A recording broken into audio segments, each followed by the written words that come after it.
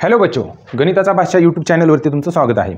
तर मित्रांनो, mathematical logic ह्या चॅप्टरमध्ये एक्सरसाइज 1.4 हे आपण स्टार्ट केलेली। त्याच्यामधला question number 3, without using the truth table show that. तर आपल्याला काय करायचं, विदाउट यूजिंग ट्रूथ टेबल आपल्याला हे शो दॅट करायचं आहे। मग आपल्याला ह्याची लेफ्ट हँड साईड घ्यायची, राईट हँड साईड प्रूफ करायची। तर पहा मी लेफ्ट हँड साईड घेतलेली याची P डबल इम्प्लाइज Q।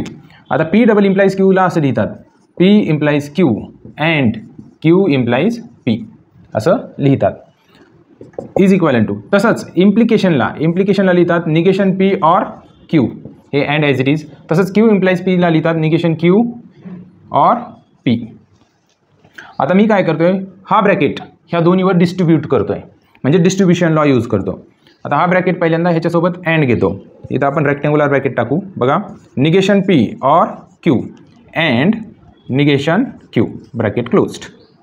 तसंच आता ह्याच्यासोबत आपण अँड घेतलं, आता हे और ॲज इट इज राहील in the bracket negation P or Q and P।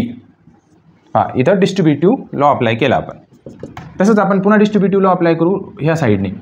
मग बघा इथं ब्रॅकेट ॲज इट इज ठेवूया, negation P and negation Q हे और।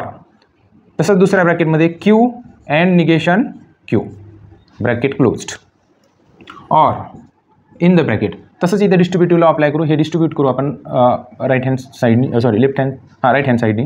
बघा निगेशन P अँड P और दुसऱ्या ब्रॅकेटमध्ये Q and P bracket close. Distributive law apply केला आपण, इज इक्वल टू। आता हे ॲज इट इज ठेवूया, negation P and negation Q और। आता इथे Q अँड निगेशन Q असं असेल तर ह्याची व्हॅल्यू फॉल्स असते। काय असते? फॉल्स असते। और इन द ब्रॅकेट इथं पण सेम आहे पहा, आणि एकाचं निगेशन आहे, म्हणजे कॉम्प्लिमेंट लॉ यूज करू शकतो आपण। निगेशन P अँड P असेल तर याची व्हॅल्यू फॉल्स असते, or Q and P bracket closed is equal to.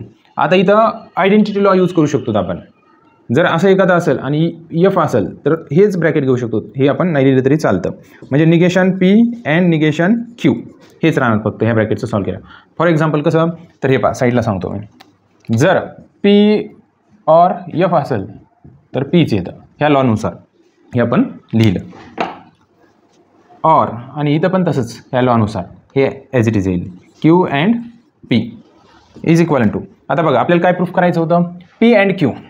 तर ह्याचा क्रम बदलला तरी चालतो, त्याला P अँड Q आणि सुरुवातीला लिहू आपण P अँड Q, हे और आणि नंतर हे घेऊया negation P and negation Q right hand side. बघा लेफ्ट हँड साईड घेतली आपण आणि राईट हँड साईड प्रूफ केली। It is a very simple.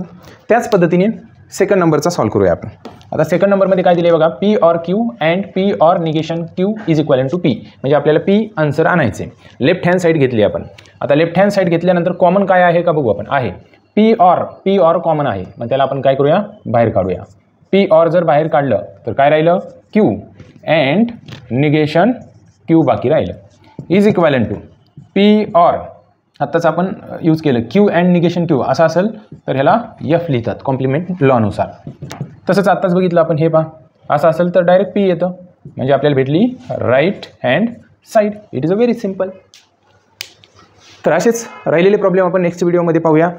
अशा टाईपचे व्हिडिओ मॅथचे अगदी सोप्या पद्धतीत तुम्हाला सोल्युशन पाहण्यासाठी या चॅनलला सबस्क्राईब करा, लाईक करा, शेअर करा। थँक्यू।